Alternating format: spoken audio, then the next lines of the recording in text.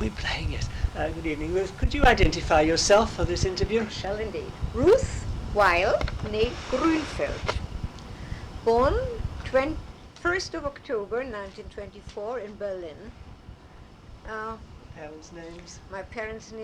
My father's name is Dr. Fritz V. for Vincent Grünfeld. My mother's Hildegard Eva Osborn, now called Hildegard Chava in Israel. What sort of... Née Osborn, rather. What sort of house and district of Berlin was this? Well, I was born in the west end of Berlin. I actually come from a setup which is a little out of the ordinary, in that I come from an industrial family on the one hand, and an artistic and art historian family on the other. Now, contrary to most people who were in that sort of situation, we did not live outside Berlin in one of the big woods, but we lived actually in Berlin. I was born in a road leading directly to the Kurfürstendamm, and we lived, since I was born anyway, on top of the business, which was a huge business in West Berlin. So you lived in, was it in an apartment? Oh, I lived no, not in the office. I mean, downstairs there were 2, 3, 4 floors of shop. Then there were some offices. It was only a branch firm. And we had a, what do you call it, a duplex apartment on the 5th and 6th floor. So this was a comfortable? Very comfortable, very large, sort of 14-room flat. And how big a family was it then? Well, when I was born, it was just me. I'm the eldest. 2 years later, my brother. 6 years later, another 4 years on, my sister. So it was just the actual family was just 5, and you had servants there? Oh yes, a cook, butler, 2 housemates, and a nanny. And so how much did your mother look after you, and how much the nanny when you were young? Nanny. I think my father and nanny were the greatest influence on my life when I was little. My mother has always been a very independent woman who started work very early, went to university, has had a degree in economics, and worked very early with the AEG in Germany as personal assistant to the general manager. And she continued being actively involved. My father's firm, our firm, was a family concern, run by 3 branches of the family. And my mother was very, very actively involved on the advertising side and on everything, in everything. Well, in addition to working for AEG, she also... After she got married, she left the AEG. And what did your father's family firm make? Linen manufacturer, but that was done, the factories, where in fact still are, in Landeshut in Silesia, a place that is now Poland. And the business had a very, very large major seat in what used to be the city of Berlin, like the city of London. And you mentioned the shop. Was there also? Yes, there was in the major. Where I was born on the Kurfürstendamm, we only had a shop and more localized offices. The big complex, which was in a place called Leipzigstraße, Krausenstraße, Mauerstraße, in fact nowadays bordering immediately onto the wall, but regrettably on the East Berlin side, was a vast complex, enormous shop floor, and with businesses and both export and dispatch departments and car parks for vans. So, were there designers? Was this your own family distinctive designs for this? It was, the firm was very, very well known in Germany. I mean, it's mentioned in the Encyclopedia Judaica, among other things. It was very well known. It was a manufacturing concern. We manufactured our own linen, partially from imported flax, partially from flax fields, which used to belong to the family. The manufacture took place in Landeshut in the factory. The ready the the processed goods, mainly household linen, eventually men's shirts and underwear, were sold in the Berlin shops, and later on, I think after 1928, I haven't got it right, but I mean I could look that up, in Cologne, And the name of the firm was F. V. Grünfeld. I mean, it was so well known that the Stürmer, you know, that infamous poster newspaper, dedicated an entire issue in March 1938 to the firm, calling it the Emperor of the Leipziger Straße. I've got a copy. I've got the original here, actually, for you to have a look at. And there's an entry on the firm in what? A German encyclopedia? In the Jewish encyclopedia, in the Judaica. Yeah, can get a copy. Thank you. So what sort of childhood did you have, certainly when you were young? Marvelous. Marvelous. You were Well taken care of at home, with the father, with both parents, very much involved with the cultural life, also doing a little bit of amateur theater. That was always more important to my father, actually, than the business. Only regrettably, on his side of the branch, he was the only son, so he had to go into business. What sort of culture? Theater, opera. I went to rehearsals in the Staatsoper, the large opera house in Berlin, on Sundays with my father for fun. Museums, pictures, paintings. My mother's father was one of Germany's leading art historians. Again, a man whose name you'll find in the Judaica. And how about religiously? Religiously, my father had since his school days, and he been a pupil of Leo Baeck. In fact, he was in the first school class which Leo Baeck taught. I think I could look it up, because my father has written a book about his life. I can't remember the name of the school. And then during the war, First World War, my father and Leo Baeck kept in very, very close contact, and I had known Leo Baeck all my life as a close friend of the family. And we went to that type of moderate, conservative German Judaism, you know, with a cantor and high holidays. On my father's side. On my mother's side, my grandfather on my mother's side was an atheist. He wouldn't put a foot into, and remotely put a foot into. There is a separate story to that, because my mother and her brother, who was the late pianist of Franz Osborne, quite well known in this country, they were baptized at birth by on my mother's side. And my mother had, so to speak, to return to Judaism under the guidance of Leo Baeck, under the auspices of Leo Baeck, before she married my father. But my parents had a synagogue wedding, which actually, in the circles in the background I come from, was not that common. What year would that have been? My parents married on the 1st of January 1924. Just goes to show how punctual I've stayed. In Berlin? In Berlin. Where they had both grown up? Yes. So how about so you went to services? That was went to services, but only on the high holidays. Not on the high holidays. For instance, we never celebrated Hanukkah at home until 1933, the onset. I mean, we celebrated Christmas at home, of course. And by high holidays we went, and we always had a Passover. One at home and one at my father's parents'.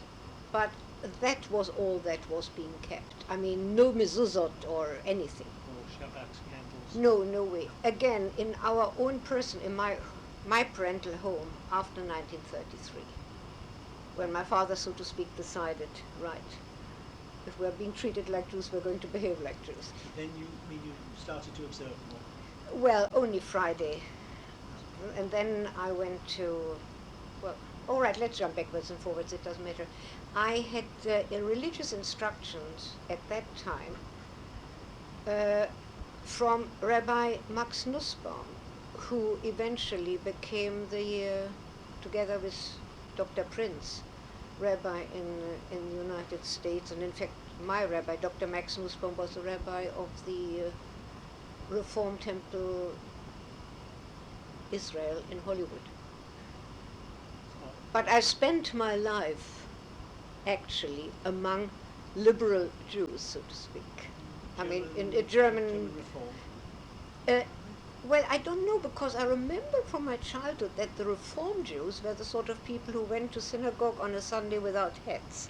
I mean, I don't come from that sort of background, and I have prayer books given to me by my grandfather. I have got a Haggadah presented to me by my father's father the first time I was present at a Seder as a baby, as a young girl, as a small child.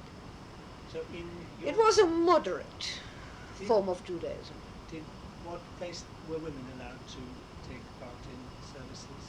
Well, all I remember from my youth is that we sat upstairs. I don't think my mother went. I only remember going with my grandmother. The women had to sit upstairs, yes. So it wasn't liberal. And I sat through miles and miles and miles and hours of the most magnificent sermons by Dr. Beck, and they were all wasted on me because I didn't understand a word. And when you were a girl? That was when I was a little girl, eventually. My father had always taken a great interest in Judaism, and but he was a classicist, and he was interested in history and how people think, and he took a great interest in Judaism as such. He learned Hebrew very early on. But it was the interest of an alert historian. And I think they all were Germans first and Jews second. But I mean, there was no period in my life when I didn't know that I was Jewish. I mean, from the earliest childhood at school, I used to enter under religion that I was of the Mosaic faith. That's what you did under the Weimar Republic. But then the Nazis came.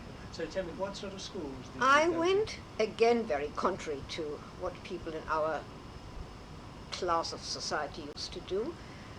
My parents were very liberal, I think with a socialist inclination. Anyway, we were not sent to private schools. I wasn't sent to private school. I was sent to state school. But then generally in Germany at that period, most people went to state schools. Only very, very few people went to private schools. I went for 4 years to a state school. The fourth Volksschule in the Nachholstraße. I mean, I can still walk it, I know it so well. And there we had Jewish religious classes. Can't remember a thing except we poked fun at the man, at the teacher. It obviously didn't impress me and had obviously nothing to do with being Jewish. And then by the time I was ready, I started school in 1931, by the time I was ready to go to high school, Hitler had enacted his lovely laws, and we were no longer permitted to go to German or high schools. So I was then entered into a type of Jewish secondary school, where for the first time I met actually Orthodox Jews. How did that strike you? Very, very odd. First of all, my father had decided that I wasn't going to go to any of these. You know, the Germans had these organizations, the Reichsverband of the people who were in the army, you know, the Frontkämpfer. That was an organization. The Jews who served in the army were organized as a Jewish group, but separate, but they were very German, and they had their own sort of type of schools. And my father decided then, my father had been in Palestine on a visit at some time in the late 20s. And my father then decided that, all right, once there is a reversal, it's going to be a total reversal. And Orthodoxy wasn't on, so I was sent to the one and only Zionist school, secularly Zionist school, which had the marvelous name of Theodor Herzl Schule. And had a wonderful fate because its original address was on the Kaiserdamm, which means really the Emperor's Road. Then it was called the Reichskanzlerplatz, as sounding like the Chancellor's Square. And by the time I left, the address was changed to Adolf Hitler Platz. So I had this marvelous thing of going to the Theodor Herzl Schule am Adolf Hitler Platz, if you please. And to that school I went from, I don't know, I must look it up. Well, I guess 1935 to until I left Germany in August 1938. How did you do in school? Very well. I looked at my school certificates just for fun. They're all top marks throughout, and there are always remarks about very open, very easy with other people. And I have one school certificate which tells that I would have made marvelous leadership material if that was from the German school, when I still went to the German school, if only I had belonged to the right race. It's one of my loveliest bits of information about my abilities. No, I had no problem at school ever. How did you feel as you realized what the Nazis were doing? Very proud. I treated them as scum. You see, I don't come from a background where you take persecution for granted. I come on all sides of my family for probably 8th, if not the 10th or 12th generation of German Jews, and well-established German Jews. So I didn't grow up with that. That was considered scum and the sort of thing that wouldn't touch one, and if it would, you don't deal with that. You don't. But as you know, I've got quite a flaring temper. And I remember a couple of occasions when I had stones thrown at me by the Hitler Youth on the way, but I can give as good as I take, and I was very good at throwing stones back until our butler, who apparently followed us at a distance without our knowing, reported to my mother that my brother and I were probably going to end up with very bloody noses, and we were then taught to behave ourselves. Also, my brother, for instance, and I think I've got to inject that, my brother was sent to a school, being the only son and future heir, was sent to a school to which diplomats used to go. It used to be called the Französische Gymnasium, the French Gymnasium. Only children of exceptionally highly educated Germans could enter the school. You had to have a certain pedigree, I think, is the word, and diplomat children. So I, for instance, spent my youth, visiting Turkish families and Japanese families with whom we were really friendly. I mean, I just saw in Israel now, in my mother's albums, photos. And I remember their names, actually. So my brother went to that school. My little sister was so much younger. I mean, she started school in a school which was more or less just across the road, the famous Fasanenstraße, where the famous synagogue, which has now been rebuilt in Berlin. You've had to learn different languages. Did you learn languages in school? I was taught, first of all, my great-grandmother, who was nearly 100 when she died, or 101 when she died, on my mother's side, spoke French only. So from my earliest great-grandmother on my mother's side. So from my earliest childhood, I knew that you address grand-maman in French. But of course, we had private tuition at home. We always had once a week a missy and once a week a mademoiselle. So much so, Brian, I'll tell you. The missy used to have a wonderful word. She used to say, "Have you got a handkerchief in your pocket?" Do you know, it took me another decade to understand that this wasn't one word. My father read the Manchester Guardian. They were which used to arrive beautifully crisp and white every morning. How usual was that for German? My whole businessmen background to is unusual. Take English papers. My whole background is a bit unusual. Your father was an My father had culture always spoken English since his childhood. My father was brought up with with with an English nanny at home even. So you, It's a bit of an extraordinary background because whilst we were wealthy and well-to-do, being a manufacturing family, you didn't, and certainly not the women in the family, you didn't walk around with showing this obvious show of wealth. I cannot remember my mother or my grandmother or my aunts being outrageously super modernly dressed, or it wasn't done because really money was plowed back into the improvement of the business. We had over 1,000 employees. We had these looms. I grew up as a child knowing an awful lot about manufacture because part of the in-between holidays were always spent, and every year there was a family rotation because there was a huge property where the factories were, with a park and villas, and you transported the whole lot with nanny and everything for the entire summer holidays. And so as children, we were expected to know our way about the factory. We were expected during our summer holidays to learn a little bit. So to this day, I can take a loom apart. I understand a little bit about how it works. I learned about design, textile design. I learned about sewing machines. And as we had our workshops there, including a huge chimney in the middle around which we used to cycle, I also learned about coal, and I learned about woodwork and carpentry. Well, it's so funny, I must tell you that. My father was born in Landeshut. But I mean, by that time my grandparents already lived in Berlin. It was just so that it so happened that for confinement in the late 19th century, they took him back to home, or where they came from. But of course my great-grandparents and my grandparents in Landeshut were still collected from the station by our own coach.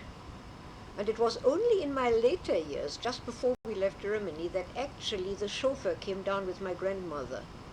Up to that time, we used to travel there by train, and the coach was standing there with the horses. So I spent my childhood also with a top-hatted coachman. It sounds ludicrous looking back. on the factory estate, isn't it? On the factory estate, yes.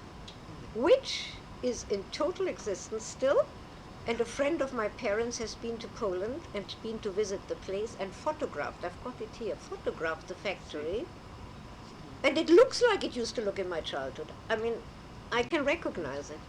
So you didn't go abroad for holidays? Yes, we did. My parents went abroad at least twice a year for holidays, and we went abroad once a year for winter skiing holidays to Switzerland. So that was main features of your childhood? And playing tennis and riding horses, of course, and swimming. Right. You got on well with your sister Marvelously, and brother? marvelously well. We are very close. Did you have were there aunts and uncles in Berlin? Yes. You had- My father had two sisters, both of whom had been married to men from sort of same type of setup. They eventually all ended up, the one couple in Nahalal in Israel and the other in Ramot HaShavim. That generation is no longer alive. The only person still alive is my mother, of that generation. Relations also. But I have 97 relatives from my father's side in Israel. But as a girl, there was quite a large family around you. There was always a large family around me, particularly when we went on holiday to whatever you call it, the factory estate, because the children went there and we were permitted to bring our school friends to stay with us. What sort of accommodation was there in this factory? There was an old house in which my grandfather was born, which my great-grandfather had either bought or built. I wouldn't know, I would have to read it up. Then there was outside the confines of the estate, so to speak, on a little hilly road, there was a villa,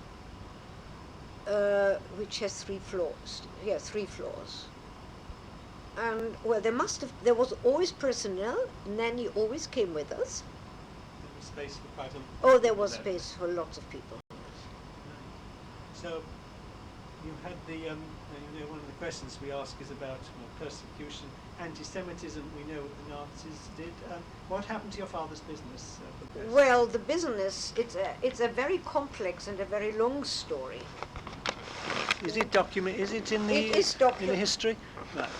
No, that isn't. There's only a very short mention in the Judaica, but the whole story is documented, among other things, by a German research it's an institute for the history of industry and social sciences in Germany, and it's a whole thing, and this is called the Leinenhaus Grunfeld. Right, so you it's can published refer me in to Germany. the pages there which describe it, and we can take. And I can from tell there. you an awful lot about it, because I was involved with my first husband in the restitution business, and I mean I lived through part of that time. But how? So just if the basic history is there, how did it? Well, how did you see it as a girl?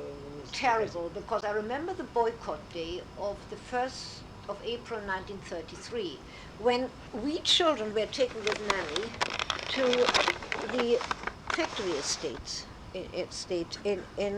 and with an idea that if it should get very bad, we would go across the border into Czechoslovakia, because it's that part of Germany which has the so-called Riesengebirge, which immediately on the other hand has Czechoslovakia. So I as a child actually met dancing bears coming across from Czechoslovakia.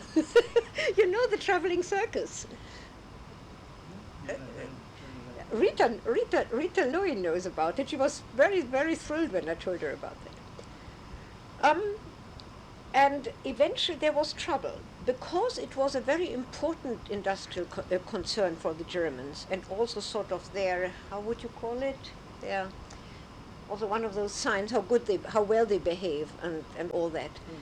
The family, as I say, it's a family concern. My grandfather, who had my father's father, I'm talking now about that part of the family, had been vice president of the German Rotary, and vice president of the, what you would call Industrieverband, that is the industrial association of industries, or whatever you call it. And then he was eased out of his position, and that caused him severe illness and very sudden death. Then there was my grandfather's youngest brother, who was more my father's generation, because my great-grandparents had quite a few children, and another another cousin of my father. So there were 3 strands to the family to whom the business belonged. And all the men had the passports withdrawn very early on. When I left for Palestine in 1938, my mother accompanied me into Italy, and was told that she was given the passport just for that specific purpose. But if she wouldn't return, they would imprison my father and my brother and my little sister. And so they were playing hide and seek all the time. They wouldn't let the firm sell the business. And of course, these super German Jews, they didn't even think in good time. Not only did they not think in good time, Brian, of leaving, they didn't even think of putting money outside the country. It wasn't done. They were loyal German citizens. I think by that time, and they were not the only families like that. By that time, it was getting later and later. And then, then there came the law that all Jewish concerns and business would have to be Aryanized. I have got a marvelous document which confirms the de-Judaization of the firm Grunfeld. And then there were forced sales, And as the result, the money coming in from the forced sales was put on a special account and, of course, used for what the Germans euphemistically called the re-establishment of the Jews in other areas. Fundamentally, that was a way of financing the concentration camps, of course. And my father eventually managed, he was on the run from concentration camp for a long time, and he eventually managed to get away. My brother came to this country with one of the children's transports, the Woburn House. What sort of year? 1938, again, late. I was no longer in Germany at the time of the Kristallnacht, but my sister and my parents were. And my sister and my mother were eventually, my mother eventually, by bribing the head of the Berlin police, or of the state police, with gold mark coins, marvelous golden coins, eventually managed to get a very short-term passport to leave Germany. And then it sounded as if they might be taken away by the Gestapo. Incidentally, my mother spent some time at the Gestapo after my father was on the run. And my mother always maintained that the fact that she got out of there safe and sound had something to do with their quick-wittedness and her ability to just pretend she doesn't hear the scum. And my mother and my little sister were eventually helped across the Rhine by some old Catholic friends of my parents, and our nanny who stayed with us throughout, because there was a time not only could we no longer go to a German school, we were also not permitted to have German personnel under the Nuremberg law. So we had Jewish personnel, and our nanny said she doesn't give a hang. And she was one of those people who said, all right, so let them take me. And of course they wouldn't. The butler also stayed. Some people were loyal servants and really stayed on. And our nanny made quite sure that my mother and my little sister would safely get into Switzerland. Then she returned to Germany. And eventually my mother, my father, my brother and my little sister all met up, I don't know exactly, I think in Switzerland, and then they traveled on and arrived in Palestine very shortly before the outbreak of war. So after your brother had gone to England, yes, either I don't know, to France or to... managed to rejoin the... Yes, anyway. So what was it like? So you've told us at the age of 19, you went to Palestine when? 1938. And you just went by yourself? in August. I went by myself on a boat called the Galileo, which was a boat belonging to the, what was it called, Lloyd Triestino. And how did you feel travelling alone as a... Well, first of all, I had quite a few friends from my school on that. You always find that a few of us, I got the so-called student certificate. And I had a few friends. One of my teachers from the school was also on the boat. And we were very alert and we knew what was on. And this type of schooling and the type of background I had has always made me very sure of myself. I think it has got something to do with education. And then having been to a Jewish Zionist school and didn't exactly turn me into a Zionist, but it certainly sharpened my pride in my personal pride. So when I arrived in Palestine, I was then met by the aunt from Nahalal, and I spent the first few weeks with one aunt in Nahalal, learning about cows. I thought it was terrible. That was an agricultural settlement. Agricultural settlement. And then for a little while with my other aunt and uncle and my cousins in a place called Ramot HaShavim, which is what's now called the Hod HaSharon, and they were what they used to call egg yakers, the Germans who started egg farming and poultry farming. What languages did you have to speak when you got there? I always spoke German with my aunt, uncle, with my parents. Always. I speak German to my mother to this day. I have a very good command because my husband was German as well, and I worked with him. So by the time you're 13, 14, you have a very good command of your native language.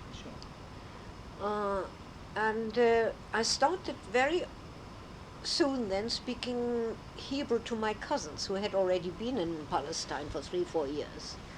And of course, but they themselves, certainly in those years, spoke German to their parents. I think to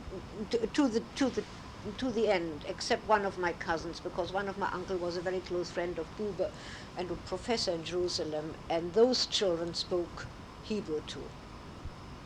Was there what we would call actual Jewish religious affiliation of these various relations there, or were they just, let's say, Zionist? No, they were nothing. I think they were not particularly Zionist. They settled there, probably thinking that once you, again a little bit like my father did, once you leave, you try to live like a Jew or be like a Jew. But Zionism was never, you see, because we were not organizationally Zionists, and when you are thrown into the situation, you live. And you live with care, with intelligence, with hoping to uphold certain ethical, moral values and cultural values. And at that time, of course, people in Palestine spoke their mother tongues. I mean, Hebrew at school, I grew up when I first came, the whole business of Yehudi daber Ivrit, Jews speak Hebrew, had just started. So it was still somewhat uncommon, was it, would you say, or not too widespread? Certainly among the German Jews. So you were saying there wasn't much religious observance either? No, there was, but you see, if you live in a country where the entire Jewish community anyway keeps Shabbat, because it's the done thing? it's the done thing, and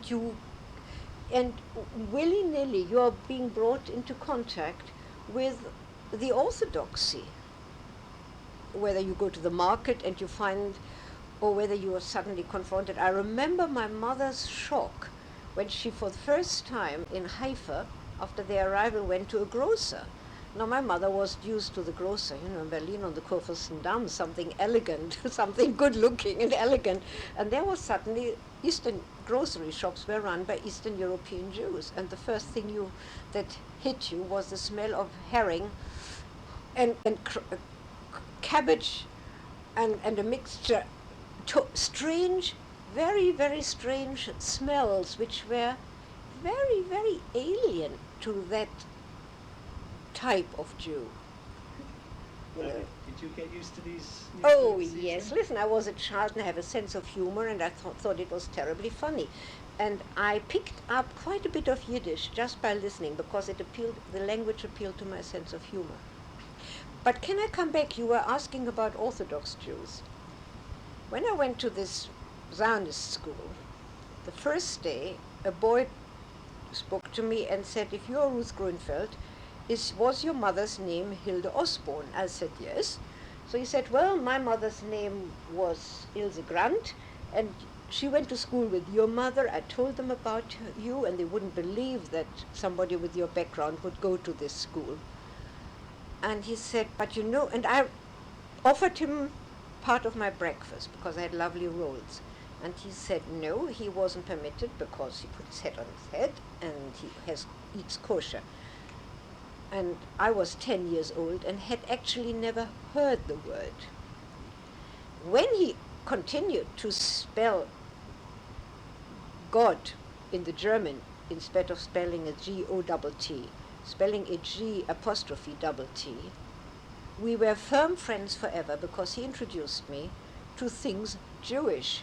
He is now one of Israel's leading professors in Semitic languages, and has just been given, Professor Moshe Gottstein-Goshen has just been given the Israel Prize, which will be handed to him on Jerusalem Day by Teddy Kollek or somebody. But talking of Jerusalem, do you remember when you first, how long was it after you reached Palestine that you got to see Jerusalem? How far away? You were living somewhere away. It's an interesting question. One did not go to Jerusalem. Jerusalem was something that was you know, they used to say Jerusalem is a city 800 meters above the Aliyah. It was a place, it was a very small city, mainly a governmental place with the High Court and the government offices. It was known to have one or two very posh hotels. People used to go there for holidays into the surroundings. And one of the, yes, I know when I saw Jerusalem for the first time. I must have been 17 years old. I was still at commercial school in Tel Aviv, and my parents went to had spent a holiday in the mountains in Ramallah, in the house of a German pastor whose wife ran a boarding house. I mean, nobody had any money, don't forget. You didn't go for unnecessary journeys. And Jerusalem was full of Orthodox Jews and Arabs. I mean, it... The idea of seeing the walls and the Wailing Wall didn't... No. The first time I saw the Wailing Wall, I'm going to shock you again, was during the war. We used to entertain some of the Royal Air Force boys when they came back when they had leave, when we were stationed in Ismailia or wherever by the Suez Canal, and there was a group of young English boys, very, very nice, and my friends and we were asked by the ladies who ran the officers' clubs and the army club, because we were not permitted to go dancing there at night. We were asked whether we would do the cultural thing and would we accompany a group to Jerusalem. And that was the first time I saw Jerusalem. Must have been, yes, I remember, because I remember that I was still, must have been 1940. 40 or 41. I didn't tell you about my schooling in Palestine. I'll come back to that in a minute. And I remember that one of these chaps said to me, "Don't you think that these Orthodox Jews look like gollywogs?" But I had never heard the word gollywog, nor had I ever seen an Orthodox Jew. So, but I remember that, but I also remember, it's funny how things come back. It was Passover time. And in Jaffa Road, leading to Jaffa Gate, there were these marvelous pizza places, pita places, and they went to have a meal there. And at that point, I decided, no, it's Passover. In Tel Aviv, you can't get any bread. I'm not going to eat bread. But it was a gut reaction. I think it was one with proving to myself who I am. It certainly had no religious connotation.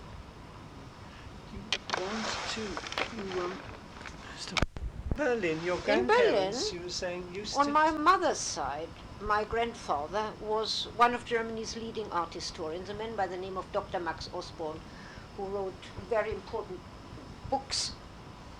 Some of them actually also enumerated in the encyclopedia, on art. Among other things, he wrote a whole volume. That big thing up there, it's just on the Rococo, the history of the Rococo period. And he was a very, very well-known also theater critic. And people like that had nightlife. So during the day, at 11 in the morning, he took his cane and his lovely hat and he went to the Tiergarten where he drank the spa water and met all the intelligentsia. They met the people from publishing houses like Ullstein. My grandfather also wrote for one of the leading German newspapers. He was the art critic. For the forerunner of the present Frankfurter Allgemeine Zeitung, it was the Vossische Zeitung.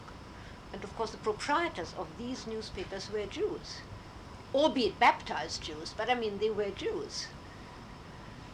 And so he used to go on walks, and I remember this and he always used to say to me, oh, that is this and that conductor. And I remember one day he said to me, I'm going to treat you to an orange juice so you can look at a man called Schlussnuss. Schlussnuss was one of the most famous singers at the time. And people like, for instance, a man who eventually ended up also in this country, Leo Blech, one of the well-known conductors, right? I used to meet these people, and in my parents' house, as I said, no, thank you, I like my black. In my parental home, because of the connection with also the diplomatic and the art world, there were big parties being given at home. And one of the visitors, and I remember that because it was from a time long before he was Pope, was the papal nuncio to Berlin, a man by the name of something or other, Monsignor Pacelli, who eventually became, what is it, Pius the 11th? Right. But how do you explain, or how do you tell all these things? But I had religion instruction from Rabbi Max Nussbaum and Dr. Prince. And I must have learned something. Obviously, something stuck. And then, of course, I always heard in the later years, because of my father's involvement with Dr. Beck, I heard about the Reichsvertretung der Juden in Deutschland. You know, that was the representation of the Jews in Germany. And when the first deportation of the Poles happened, my father described it in his book. He's written a very interesting book. You see, that's the building in which I was born. That was on the Kurfürstendamm. And with behind these bars, behind these Edgerton, there we had our flat, sort of on two floors. Your father's written this book, which is about what?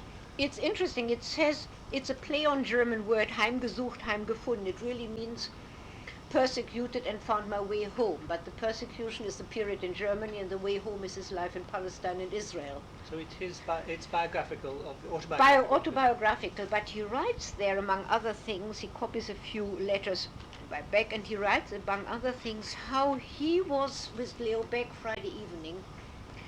A special request by Beck to spend an evening. I think my mother was somewhere with us. I can't remember where she was.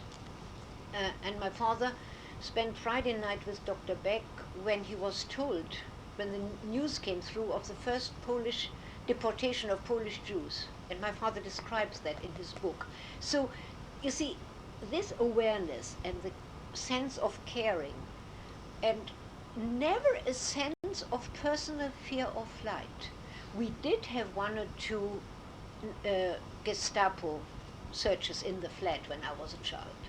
What were they looking for? I don't know. But, I mean, we were sort of whisked away and we stood. And they behaved, of course, at that time still, with a measure of respect. They did, after all, feel embarrassed to go and ransack the flats or the cupboards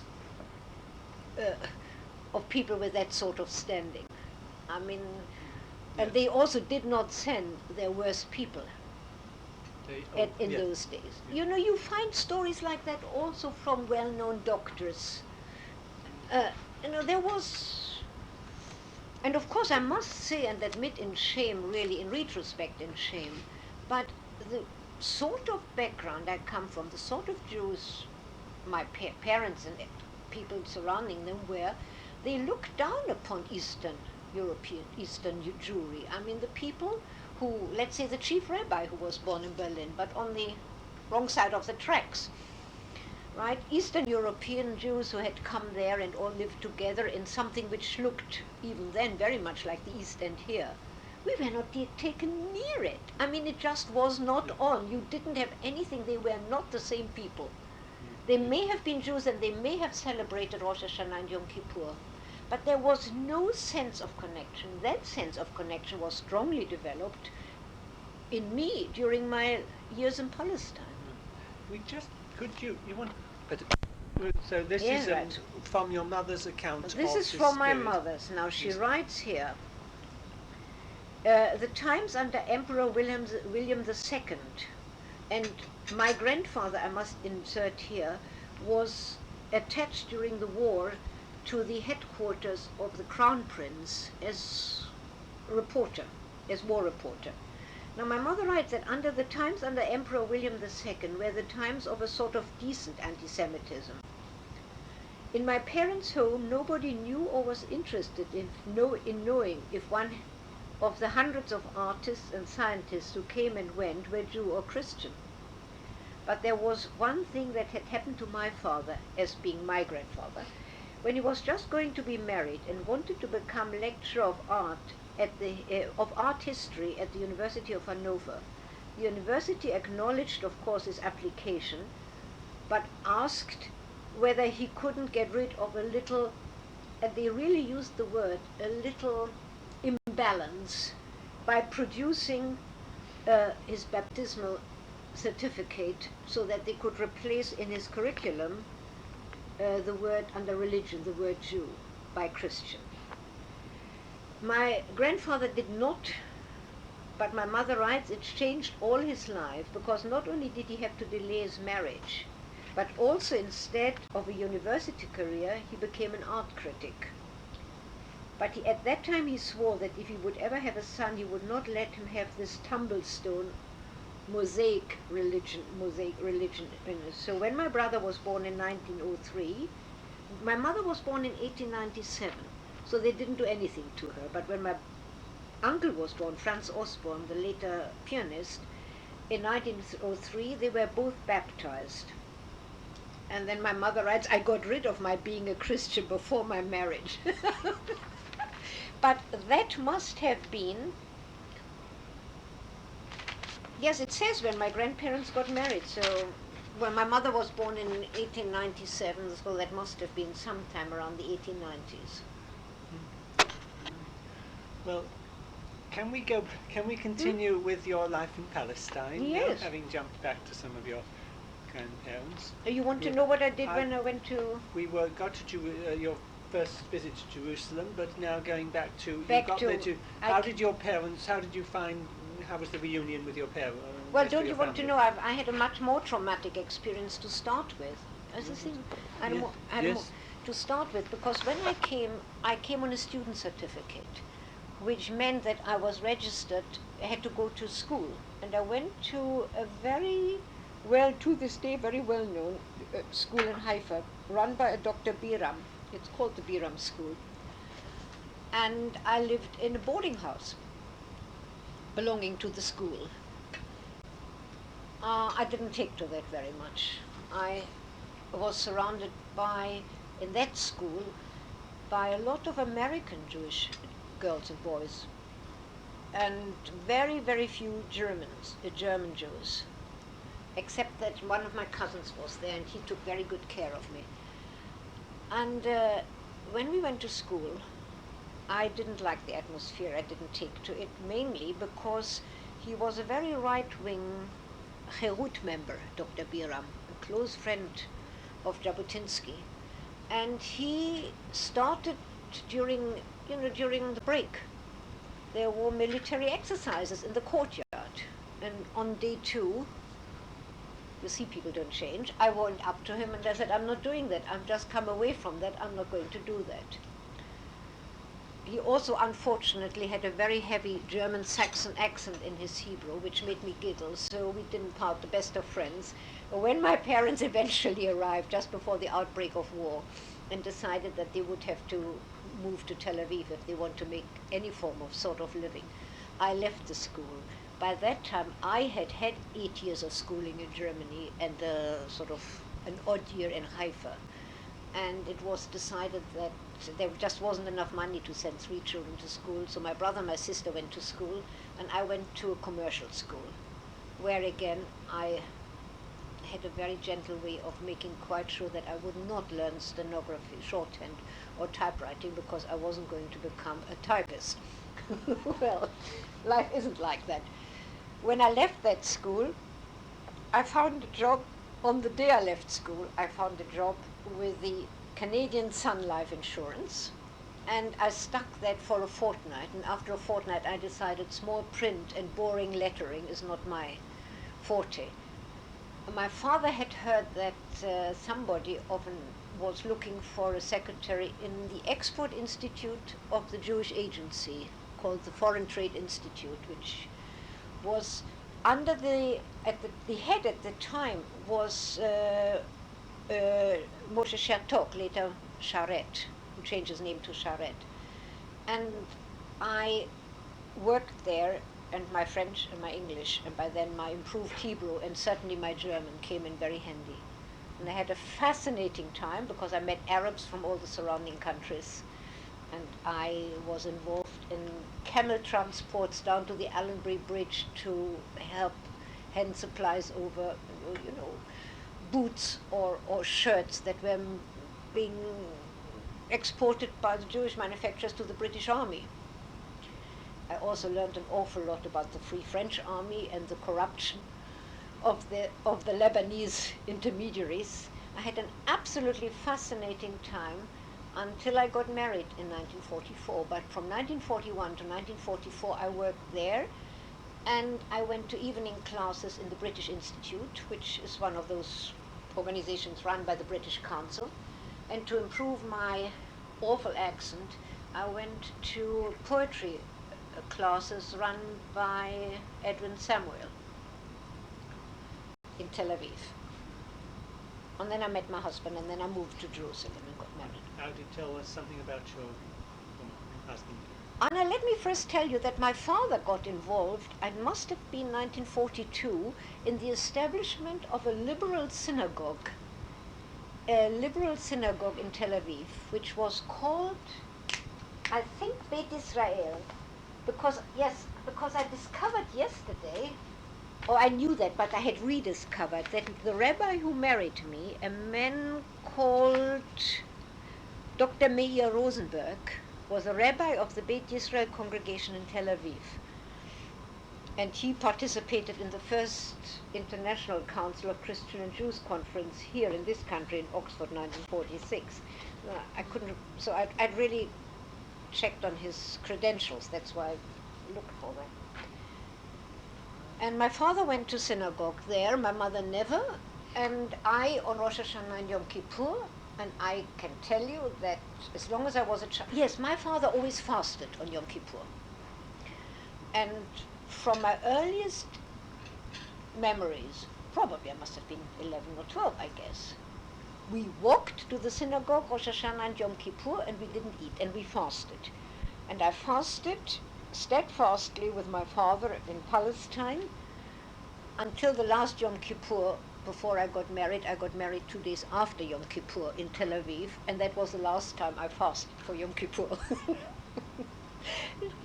But were you keeping Shabbat together in Jerusalem then? Yes, well, I mean, you do it nilly-willy, don't you? You do. I mean, Israelis don't do that. I never went to synagogue. I spent 10 years in Jerusalem, and except for the Beit Israel synagogue in Tel Aviv, which I visited with my father, and also was interested in my father's whole attitude to wanting to establish a liberal form of religious life, and my father was involved in preparing prayer sheets together with Rabbi Rosenberg. I found a note about that actually among my mother's papers in Tel Aviv when I was there recently.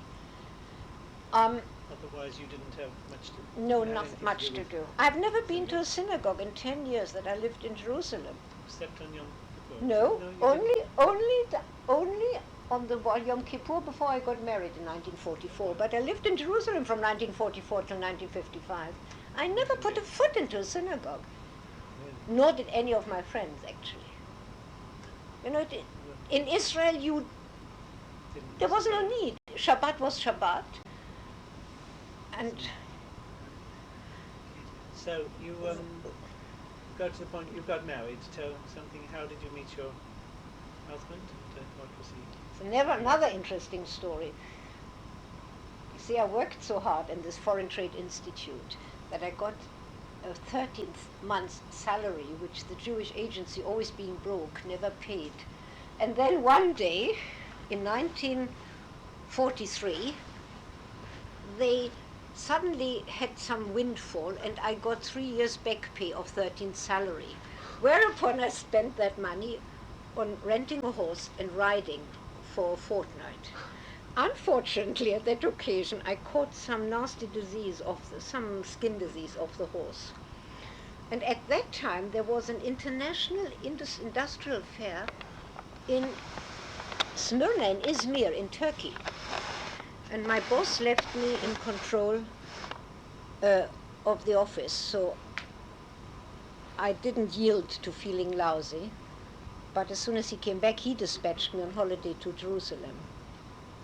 And being a girl, well brought up young lady, I was put into a boarding house of a very well known Jerusalem boarding house madam, whose husband had been one of the very early doctors, German doctors, practicing in Palestine.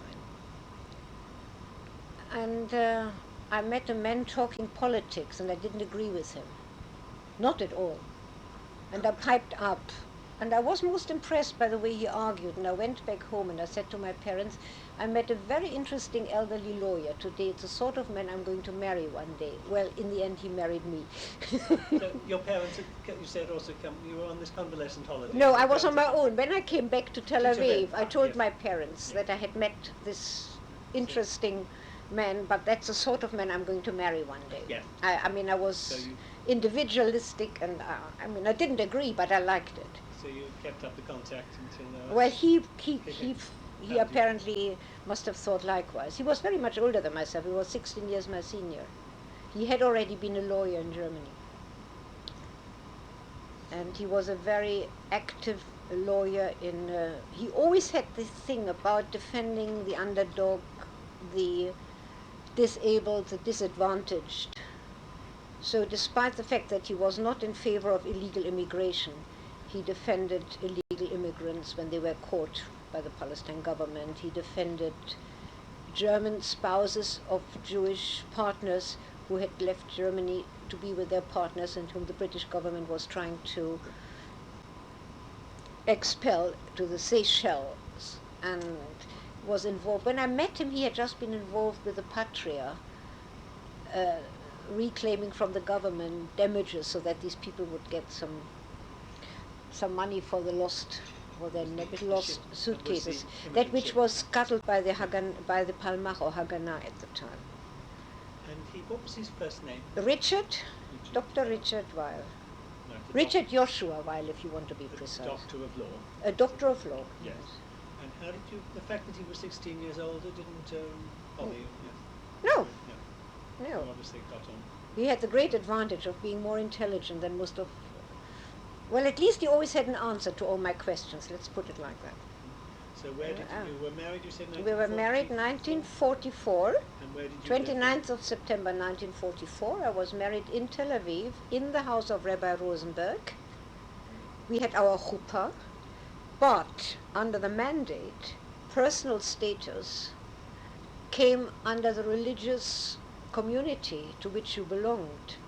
And as the synagogue of a liberal man like that was not acknowledged by the Jewish religious authorities, after my chuppah, we took a taxi to somewhere, I think to Bnei Brak, where there was a well-paid rabbi, full of beard and horrible.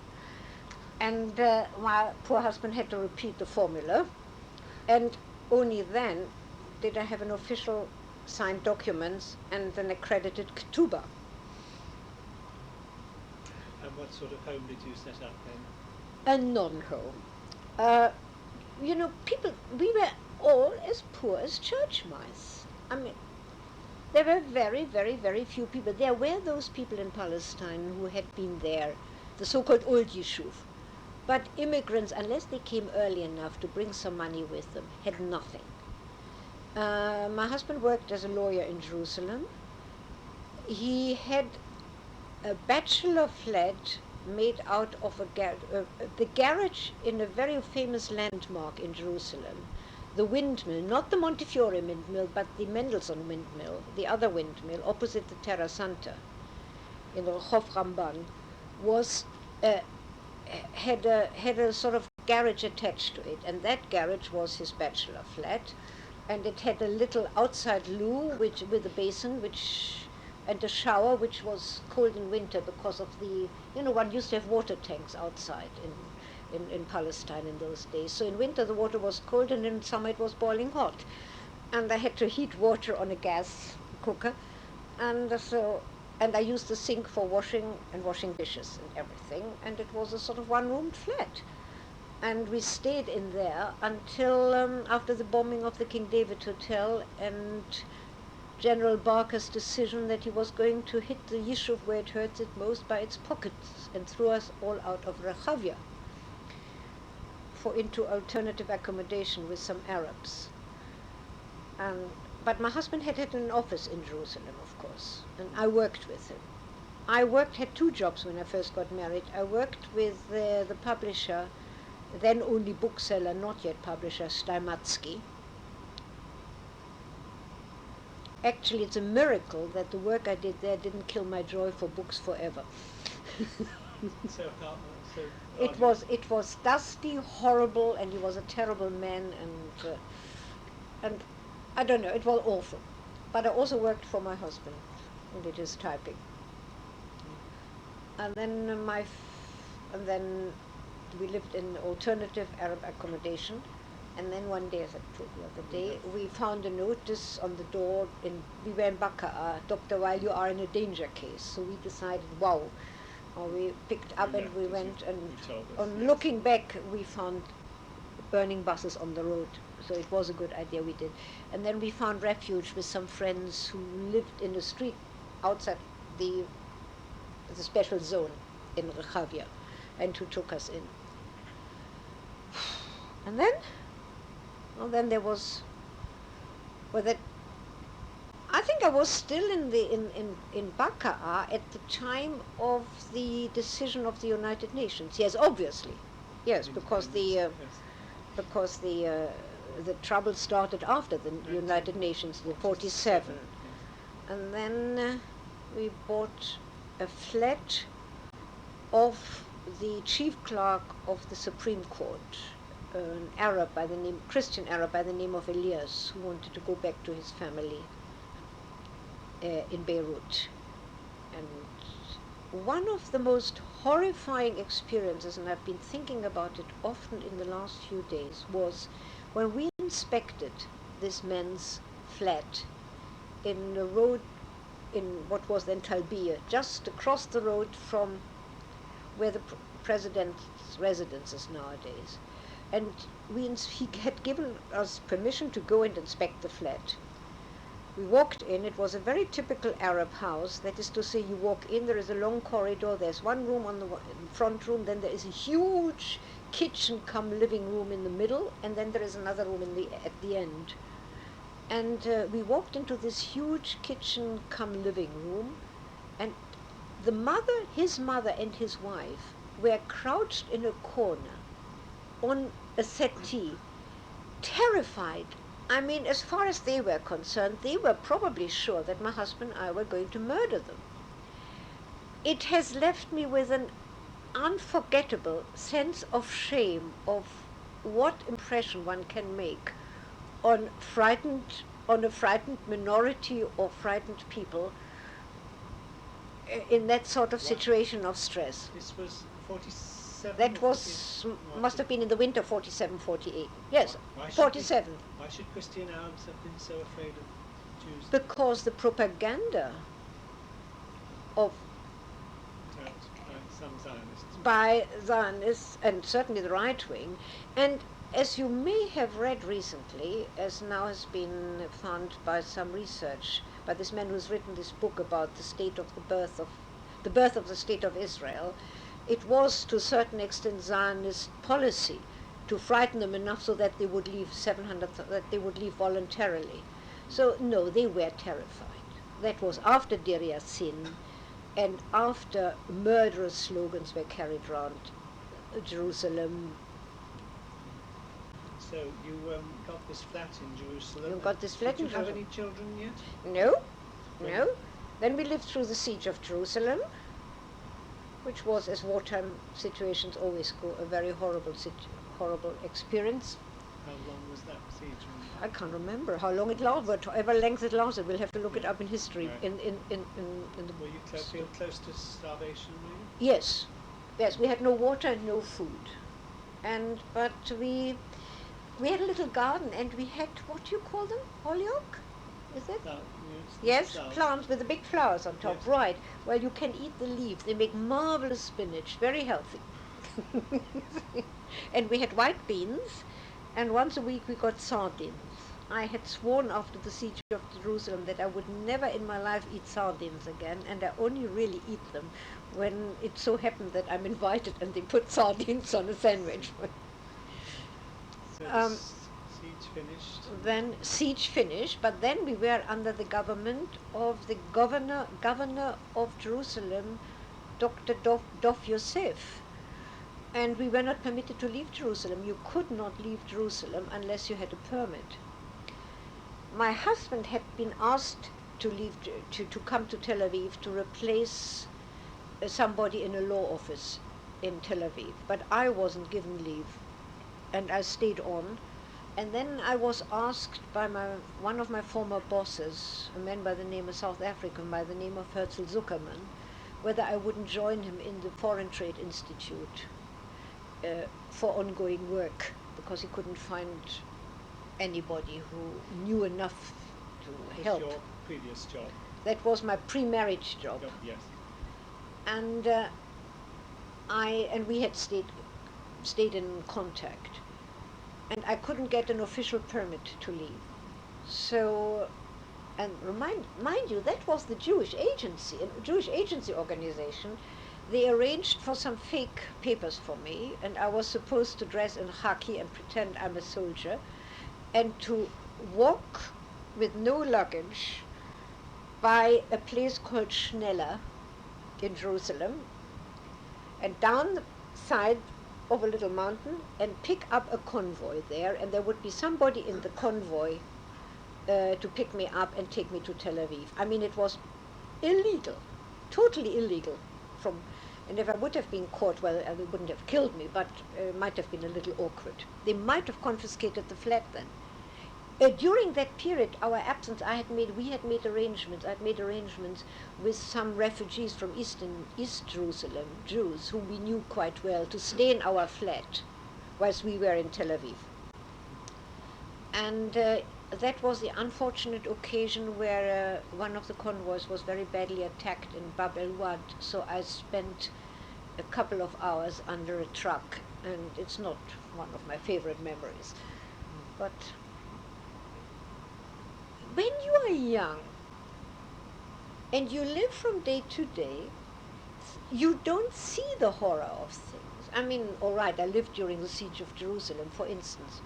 I was working at that time for a Romanian Jew who was the representative of Tube Investment in Palestine, TI.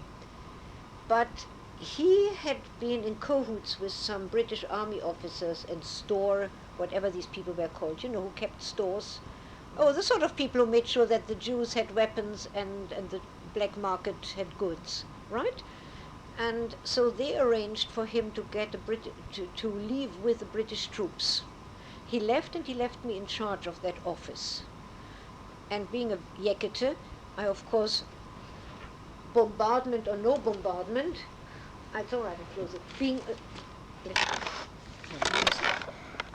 For him, went to the office, and twice at that time, each time on leaving the office, it so happened that some of these beautiful shells from the Arab Legion landed on somebody right in front of me. So twice, actually, I witnessed the shattering of a human being by a shell.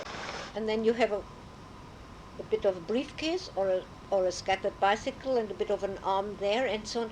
And in retrospect, you wonder how you live. But you live, you go on, you go home, and you worry whether you've got a couple of white beans for cooking. I mean, life is like that. And then I went to Tel Aviv after this lovely thing in Bab el Wad. And they dropped me outside Tel Aviv because I was illegally on the convoy. So I walked. It was a convoy of Israeli soldiers. Yes. You walked into. So I walked into my parents' flat where my husband was, and none of them expected me, and they got terribly excited. And then they shouted at me because I was terribly cross. My husband, my mother yelled at me for having dared and risked my life. That I remember that. Big events of my life, I remember. Eventually, we returned to Jerusalem, and for 1949, my first daughter was born, and in 1951, my second daughter was born. Meantime, my dear husband was representing the disadvantage by the new state under which we lived, namely by the state of Israel. He defended members of Nitorei Carter, or rather he helped members of Nitorei Carter to obtain identity cards. Without identity card, you couldn't get a ration card. And rationing was very, very, very severe. And as these people didn't recognize the state of Israel, because it wasn't the messianic state, the state didn't acknowledge them either, didn't give them identity cards, no identity card, no ration card. So these things went to the High Court. The High Court, the Supreme Court and the High Court in the Israel administration has stayed and remained as marvelous as its tradition had been under the mandate. It really is the one body which is totally uncorruptible by nationalism or any other feelings to this day. I mean, that is a fact. Then, I was involved in all sorts of exciting things with my husband. Arabs whose land has been taken over grabbed is perhaps a nicer word, by Israelis, and who just couldn't get a hearing. Then he was involved in some reclamation of land which belonged to states which didn't have diplomatic relations with Israel, and who were represented by, I think if I remember correctly, by the Italian embassy. And they had known my husband from war years when he represented prisoners of war very often, who had misbehaved in captivity, as an advocate general, army advocate general. So most of his work was this type of work, always injustice. And now comes the one story where I really got politically involved. There was a member of the Nitorei Carter by the name of Leibele Weissfisch. Leibele Weissfisch went over to Jordan to talk to the king and suggest to the king that he should give the entire group of the Nitorei Carter permission to settle in Jordan or on the Jordan side, pending the arrival of the Messiah. The Jordanian authorities obviously considered, not knowing all the details about the Jewish factions, considered him a bit of a crackpot and returned him to the Jewish side. He was imprisoned and he was charged with trading with the enemy. And my husband was asked by the prosecutor general to defend him, legal aid. He defended him and my husband pleaded that there couldn't have been a trading with the enemy because there is no way you could cross a border in Jerusalem, because Jerusalem is international territory. He got Leibele Weissfisch off the hook. He had the most marvelous unanimous judgment from the judges. But the following day, regrettably, we had a hand grenade thrown into the flat. And first we had a petrol-soaked rag thrown through a little toilet window, the bathroom window. And police came and they said they couldn't find out who it was. And a couple of days later, don't know when, but I mean, I can all check on all that in the Palestine Post if I felt so inclined. We had this hand grenade thrown. He was sitting. My children were moved into our bedroom because we used their room, so to speak, as our living room, and at night they were rolled back when we went to sleep, and they were in our bedroom in the back, and we were actually sitting in the living room. My husband was working on some papers, and I was sitting by the table knitting or sewing something, and suddenly he shouted, "Ruth, out!" And I jumped, and he had quick-witted, he saw what was happening, and as we left, there was this explosion, and it ripped a hole in the bed, and left a mark on the tiles. Now I've been back to that flat because a friend of mine bought it off me when we eventually left for England, decided to move to England. But this was, people don't know that there was also even then already civil war to a certain extent. I mean, if you find out the sort of people who'd done that? you couldn't find that out then, and you can't find out now. Did they find out who hits the Arabs when they drag them off the bus? No, you can't.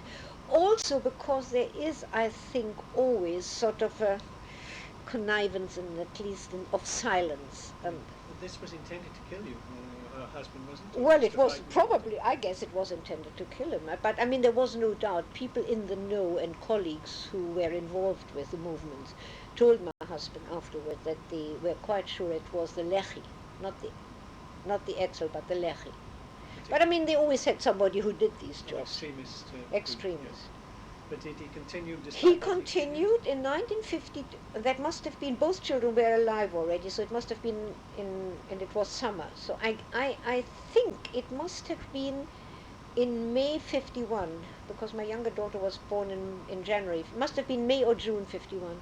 Anyway, in 1952 we went on a visit to Europe and also came to England. With the children? No, just my husband and myself. And my husband then contacted one or two of the former attorney generals of the British administration to find out whether there is a possibility of settling in England. And he got the most marvelous. I mean, he got really fantastic references, copies of which I do have, to the effect that whenever he fought a case and won it against the government, he was meticulous in observing the rule of law and all that. And so we had no problem coming to this country eventually. 1952, he wanted to go, I didn't want to go. The children were very little, and I mean, to me that was home. I didn't fancy. In 1955 we left. He left in 54 and I came in 1955. Why did you, you'd agreed by then to come to England, why? Well, because I loved my husband and I wanted to stay with him. I mean, and I was not sufficiently I was not that strong on Israel only and the only place. I was more concerned with staying where I knew the background. And he wanted to come to this country? He wanted to come to this country. He had spent some student years both in France and in England. He spoke English very well and he loved the atmosphere of this country. And so we started all over again, and then he started working here. He's always done contradictory work. When he was here, he was reinstated as a German lawyer under the special compensation laws. So he worked in this country as counsel for German and Israeli law. He also sat for his barrister, or read for the bar, or at his dinner in Lincoln's Inn, but then the compensation work which was entrusted to him was too much, and he also had by that time developed a type of angina pectoris, and so he decided he's got to forget about qualifying as a British as a barrister. He was already a British advocate. You see, they had in Palestine. He was a German lawyer, but he also was a Palestinian advocate. Now, in Palestine, advocates were like on the continent, both representing, they combined the two, the solicitor and the barristership, so to speak, in one person. So he worked here.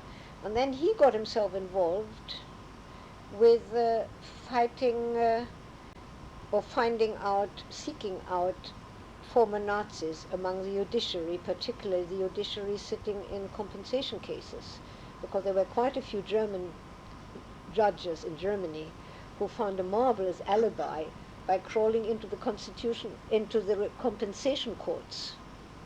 And he was involved with the Humanist Society and one thing and another. He was visiting Germany He was visiting Germany regularly, pleading, but he always had the odd cases, always the cases of people who didn't have a chance to get compensation. None of the easy compensation work, regrettably.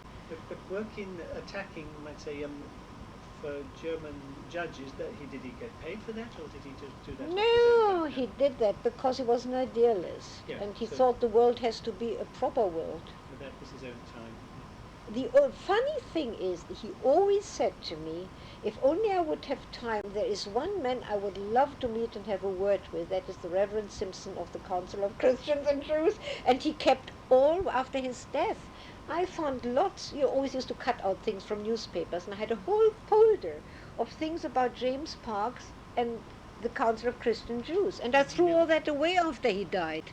He never got Because I decided that I don't want to have anything to do with Jews, anti-Semitism, minorities in my life again. But did your husband died fairly young? He died at 65, yes, he died. He died early in 1944. 74. I'd been married for 30 years. Oh, but he continued that type of legal work. Yes. Till his death, did he? After his death, the Stern, the news, one of his colleagues sent me an article from the infamous German newspaper, the Stern, which had collected all sorts of articles about him being among the freedom fighters for right in Germany and justice to be seen to be done. And he had written a very important article in the big German newspaper, the liberal one, the Zeit, you see, which was headed against the untruthful judges. A sad chapter out of the restitution judiciary, So he was marvelous. He always managed to get himself. Oh yes, I got also a letter to the editor here of the Times by Bertrand Russell. Sir, may I bring to the attention of your readers the case of Dr. Richard Weyl, an Israeli advocate who returned to Germany and applied for admission to the West German bar for the sole purpose of pursuing compensation and restitution claims. Dr. Weyl discovered not only members of the Nazi Party throughout the West German judiciary, but members of the SR or SS serving on the highest German compensation court, the Compensation Senate of the Bundesgerichtshof in Karlsruhe, that's the Constitutional Court. One of these former members of the SR is a man who was highly commended for his diligence, efficiency, excellent conduct, and impeccable conviction as a Nazi judge and stormtrooper in 1936. Sounds like Waldheim, doesn't it? Upon stating publicly these facts and pointing out that the law which excludes such people from this responsibility is entirely ignored in West Germany, Dr. Weyl was recommended for disbarment by that very court in the following terms. Dr. Weyl should be eliminated from the German administration of justice as quickly as possible. It is not only that such people should be excluded from membership of a board passing upon the claims of those who were victimized in concentration camps or deprived of their possessions, but it is an affront to human sensibility that these evil criminals should sit in judgment over their victims' claims for compensation. Now Dr. Weyl is to be disbarred for seeking to make known these facts. The German complacence, which enabled the era of the gas chambers to take place, is with us again. Bertrand Russell, in the Times on Observer, December 8, 1963. Really? So I had a very boring life, can you imagine? Were you, we're nearly getting to the end of this tape, but were you, your husband, he died of a heart condition? Yes, he in Mount Vernon Hospital. Was it a bit, it wasn't too sad, you could see it coming, I suppose? No, he died very sadly. He was he was in Germany in court. What year was it? 74. He was in Germany in court, came back, and I picked him up from Victoria Station, took his luggage home, and he went to Simpson's to have his hair cut, because our eldest daughter was due to return from France with her fiancé in order to get married the following week. And he died whilst I was watching the Colditz story in Arning. I remember clearly it was a Monday evening, and he had a very severe heart attack, took him to hospital, and he died in Harefield 2 days later. So Was that a great shock yes. to you? Yes, it was a shock, because again I knew that he wasn't well, but you never. Your children, you haven't said anything much about your daughters. Do you want to say, it's the end of this bit, Yes. something about what did your daughters do? My eldest daughter, Celia. My children got lovely names. The eldest one as they were born in Israel, we wanted them to have Jewish names which would be applicable outside the country, not just solely Hebrew. I've always talked German to the children from the day they were born, so they grew up bilingually already in Jerusalem. But that was a usual thing. Most children speak at that time, 30 years ago, or 35 years, 37 years ago, grew up bilingually. And so she was called Celia, which means shadow of God. She was born in 1949, and when my second daughter was born in 1951, she was called Maya, water of God. We thought they are quite essential things in our country.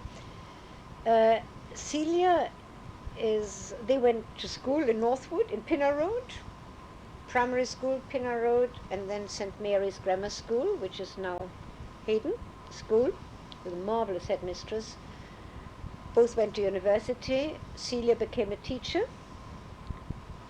studied and had a year in France and a year in Spain, because she's the language.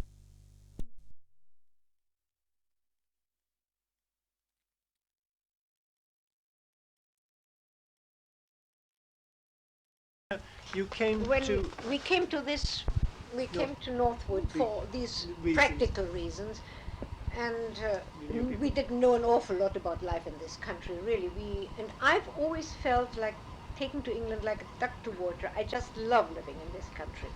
Yes, was it? You really haven't said very much when you came to visit. It was quite easy to adapt to life there. Very, very, very. And I loved Northwood, and I had lovely neighbours right from the word go. And you like West London Synagogue? I liked West London Synagogue, particularly after Dr. van der Zyl. I didn't take to Dr. van der Zyl. I didn't like his style, and it was very, to me it sounded forced and all that. But when Hugo Grin, who took, my children went to religion classes with him.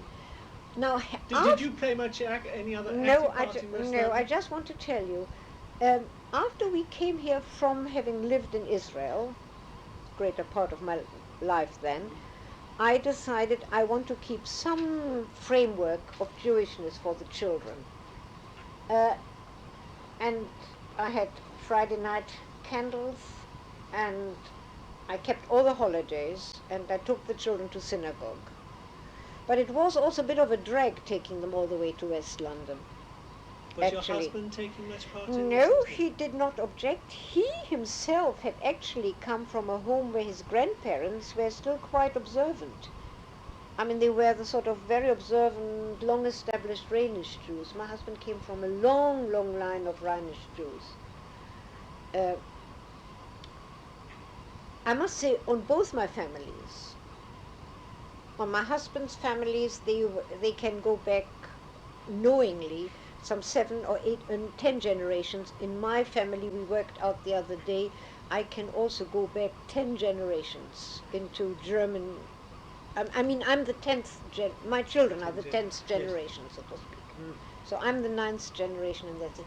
So, no, and but my father, my husband, he was a man of great faith. I think he had decidedly a relationship to the Almighty, but not in a performing way. He suffered the Passover, because I simply insisted that we have a Passover, and he suffered it, but I think he was always very, very glad when it was all over and done with. I mean, it didn't. He also had lost most of the members of his family, and these complexities, to go into that, they are very painful, and they're individual cases, and everybody expresses it in his own way and form. But we respected each other's. And my children would take it very much amiss nowadays if I would not light my candles Friday night. Celia lights candles for the children in Grenoble. Maya wouldn't dream of lighting candles, but she would be very upset if I wouldn't. So you got that tradition, yes. Well, by the way, when you came to this country, your parents stayed behind in Oh yes, Canada, all my yes. family, my brother, my sister, my family, my Stayed. parents have stayed behind. Yes, you would be And I'm regularly back in Israel. I mean, you're used to it. It's getting more difficult to afford. still, but you were the only branch of the family. Yes, I'm the that only the one who moved out. yes. So But now I'm the only one who is Jewish, inverted commas, like Andrew said, you know. actively. Yes, so you were living here. Were you going to say, when was the first time you made contact with the Northwood and Pinner congregation? After I found this job with this lovely man, the Reverend W. Simpson, in the International Council, who had by then retired from the British Council of Christians and Jews, and I found a job with him as a secretary in the International Council of Christian This was Jews. soon after 1970. That was it. Well, I met Bill in November '74. Just after 74, and I after started that. work in December '74 And for had- him. And he had then just I met him a retired. little earlier. I met him actually when I introduced. Anyway, by December or January, I don't know. But having worked with him, started work with him. I decided, with my sort of attitude, that everybody has a right to worship if and when and how he wants to, noblesse oblige. I better look round. And that's when I joined the synagogue. So I have never looked back. 75. You dropped your West London connection and you. No, for a long while, for a few years, you can probably find it in the synagogue records, I was a member in Yes, both, member. and then I couldn't afford it anymore, Yeah. and at all. And then I decided, anyway, I never went to West London anymore, and now I only subscribe to Yeah. to their to Good. their magazine. Right. So your children they were grown up, so it was just yourself to join Northwood. Yes. What was your first active? How did you become actively involved there? I didn't. First time I did anything was that Brenda Newman was running for some charitable cause, and involved me in holding a sheet of paper and making sure everybody gave me their pound or 50 pence or whatever it was. That's my first memory. And yes, and I sat next to Judy. The first time I appeared, I was very shy and diffident, and I went to the very back in To Hallowell service. Road, Yeah. and Judy beckoned me and said, "You're Judy." Advertisement, Judith And Diamond, she yes. said to me, and Brenda Newman took the service, and I thought, oh, they're all so clever, and they know everything, and how am I ever going to manage? And when I told Bill that I had joined, by that time Bill hadn't moved to Northwood yet, and joined the synagogue, he said, "Is it the one in Hallowell Road?" Well, do you know, I was involved in getting it because Bertrand Jacobs phoned me and said there is a church going, could I make the necessary, help him to obtain it for the synagogue. So Bill felt very related to it, and even before Bill moved to Northwood, actually, he came with me a few times to the services. And I don't know how it went. I mean, because he was known and he knew Bertram Jacobs very well, I immediately felt at home. And Okay. Sharon came up to me, I remember that. Sharon Goldstein, yes. Sharon Goldstein. And for a while I just sort of went to services. Very rarely to Friday services, sometimes to Shabbat services. And I remember how very impressed I was by the Yom Kippur services. And I really got more involved when Andrew one day had a note in Davos saying that he's got a few books. Would anybody be willing to help him unpack them? And that was my undoing. So I helped him unpack the books, and then once they were unpacked, we decided we sort them, and once we sorted them, we decided maybe we need a shelf, and then he had this marvelous idea, why don't we have a library? That was when the new building was, Yes. was being But I don't occupied. really remember, because you see, during the time I've been working with Bill, I was constantly in and out of churches and synagogues and communal seders and mock seders and mock Shabbat and well, yes, you know how that's how you do introducing others. In And fact, bringing that though up to date, you became the librarian of the new premises in Oaklands Gate, yes, which you continue to which assist at. I, moaning occasionally that the books always seem to be there for registration when I haven't got time. I love it. I've got my heart in anything to do with education, with forming people's attitudes and opinions gently. But Yes. Right. Now, do you want to say something about your work with Bill Simpson and involvement in the CCJ? well, I started out as his secretary on this marvelous salary of £800 a year. As long as he was the general secretary, and we ran the general secretaryship from Woodside Road for a while. This was of the International Of the Council? International Council. After he had retired from the British Council, the International Council asked him, would he please remain as honorary General Secretary of the International Council, which was anyway his own creation. She had founded in 19... Really they started in 1945. Yes. So you were helping as secretary to him. He was secretary, and he trained me to write minutes and to write reports. And I Sitting- mean, there was no limit to, because he was writing a book, and he was lecturing, and he was writing book reviews, and a 15-hour job very quickly became a full-time, a 15-hour-a-week job very quickly became a full-time job. And then my first conference was in 1975 in June in Hamburg. It was a Holocaust conference. And I realized that all my work and my involvement with Richard's work just was spot on. I mean, I just knew what was going on. I also realized that the same philosophers which my first husband used by way of argument to make a moral point or an ethical point were used by these theologians and educators to make their point. So the two parts of your life Came very much together. I mean, I continued to do what I decided not to do, and I haven't looked back. I'm fascinated both by the theological aspect of the dialogue, which interests me because I mean, the dialogue between Jews and Christians. Jews and yes. Christians on a theological basis. It fascinates me. I've learned an awful lot about Bible, about exegesis, and I've really learned a lot. Not that I'm very learned, but I know an awful lot of nothing about an awful lot of things. But I just find it fascinating, and I find the development in the field. I love the social theological combination.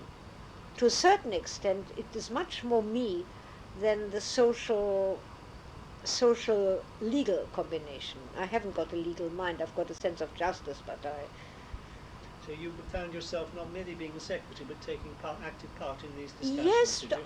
well, So listening in. I'm always taking active part in group work, and you don't quite know where the one starts and the other ends. In my secretarial work, which I've done, was it useful? Did you find yourself useful as a translator? well, I do it all the time. I Did you don't have- even notice. Not in an official as an official interpreter, but the four main Informally, languages, yeah. German, French, English, Yes. are So you could, easy. if an interpreter was needed in the... Oh, I in the always informal do. group, you would- For instance, in our discussion groups, people very often express themselves in their mother tongue. And for instance, some of our Arab participants from Israel, the Palestinians, or even the Israeli Arabs, very often speak Hebrew because they prefer, that's the one thing. So I can immediately translate all this into language which is the official language, into English. Yes. I've become very adept at that. Yes. Well, after 14 years of training, you learn something. Yes. When you first went back to, say you went to the conference in Hamburg, was that the first time you Oh, went back to no, Germany? no, I'd been back to Germany with my first husband on compensation work. Well, so during when you come back to England, you accompanied him on his work days. Occasionally, yes. Was that at all traumatic when you come back? Not traumatic, not traumatic when work was involved, but I have only very, very, very recently overcome my neurosis of, for instance, sitting on my own in a cafe surrounded by Germans. I mean, there are certain things By yourself? which, when I'm on my own, I've really got to apply my reasoning. I have a very strong instinctive sense, actually, I would say, of panic. But I'm also very German, and I grew up with German culture, and I mean, at its very best. And German thinking, and German action, and German food, and German smells are part of the first 14 years of my life. And I have got a great number of German friends. And I've got, incidentally, even Israeli family who are married to Germans. So I have sort of in-law through my cousins and some of my nephews in Germany, Germans. So you've been going back for some time and seeing friends and relations there? Yes, and I'm very, I think it's terribly important. I'm also a little bit involved, have been very, not in the European Muslim Christian-Jewish dialogue in Bendorf. I've never been officially involved in that, but I have on the sidelines through the German Organization of Understanding between Jews and Christians also been involved in the trialogue, or the, how do we call it? Three-dimensional dialogue with Muslims, because the Germans have a vast Muslim population. And I love the work, and I love the involvement, and I love the people, and I have my doubts how successful we're going to be. You mean you're going back now to the International Council of Christian Jews, but I think in the world in which we live, it is terribly, terribly important that dialogue at all levels is supported and creatively supported, and I hope to continue. And Bill Simpson will continue to play a leading part. Oh yes, I mean he really was the founding father, so to speak, of the movement, certainly in the English-speaking world. No, throughout the world. I mean, his story is there are things. He was interviewed once, but I think it by Jeffrey Wigoder, actually, for the archives of the Hebrew University. And I think one of these days his biography will have to be written, but it'll have to be written by somebody who also knows the British scene, the church scene, because Bill was already involved in the first big post-Christian triumphalist conference in Edinburgh in 1900 or post that. He was still a child then, but immediately after the war, with the great leaders of a great meeting that took place in Edinburgh in 1910, and by the time Bill graduated in the early 1920s, he was taught by many of these people, so he has always been involved. And yes. Bill was a much better Jew than I am, and Bill knew his orthodoxy. He was knowledgeable about it. He was knowledgeable, and he loved it. Yeah. He loved it. I know he, having attended his the commemorative service, I know he was a man of many different activities. But whilst you knew him, were you involved in his work particularly? In the Greater London Association Disabled People, well, at least I did all his typing, so I'm totally au courant. And for the Pestalozzi International Children's Village, I have learned to address funny little groups of Baptist ladies, church ladies, children, junior schools, and telling them about the work that's being done in the Pestalozzi Children's Village.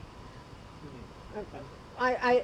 I learned by hesitatingly having to jump into the breach once or twice when he wasn't well, and in fact I'm just going down in March, early March, to the Pestalozzi Children's Village to get my own line on it, because what I'm doing at the moment is still very much based on what I've always heard Bill say.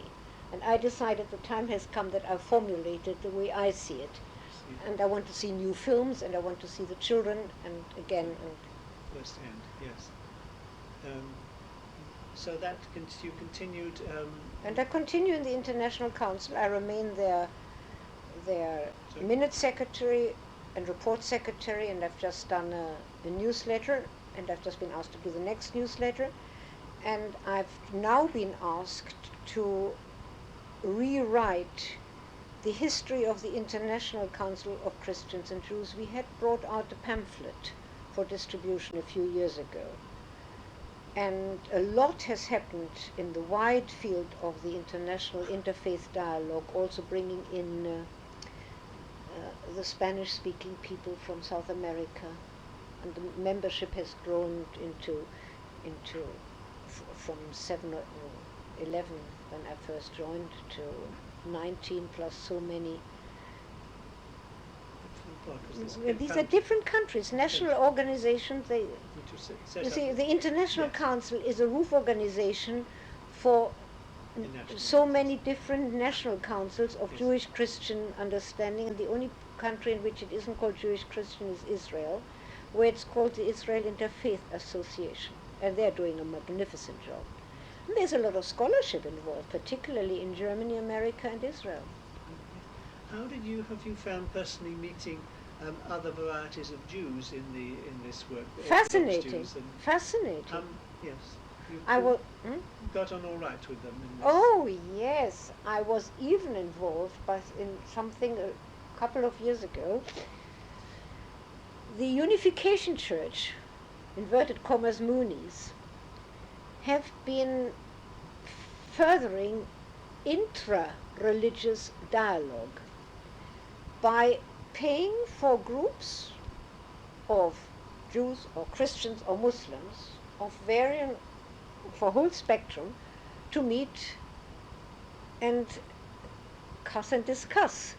And a few years ago, I was asked to join in my capacity as a liberal layperson to join a group in Switzerland.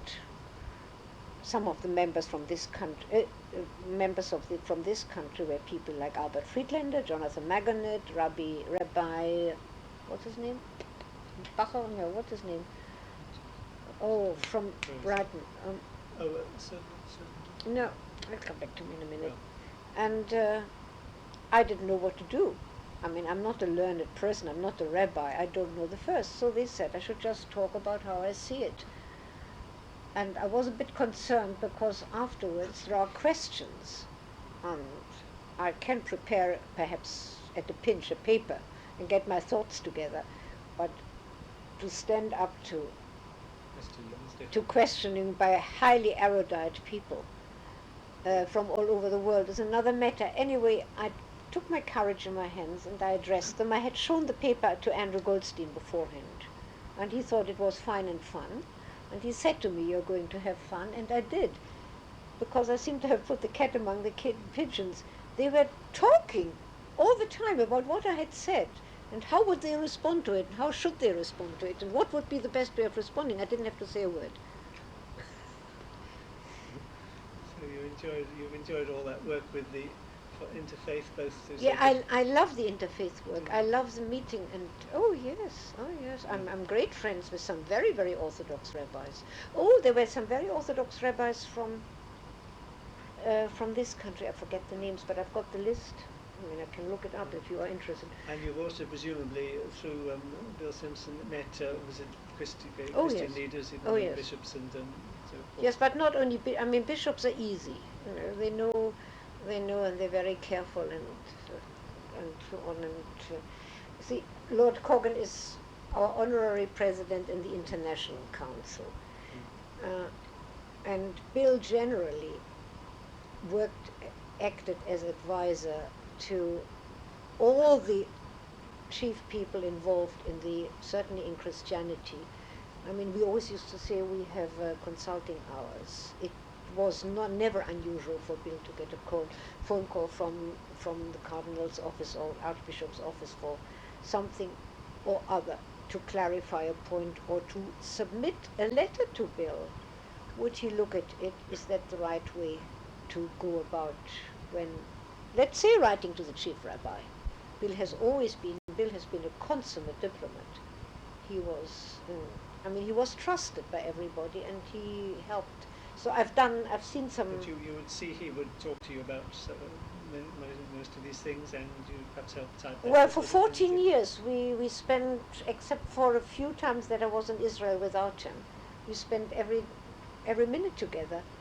And Bill was a man of great faith, who had a bit of problems with his Christology, but he was a great man of great faith, and we talked about matters of faith.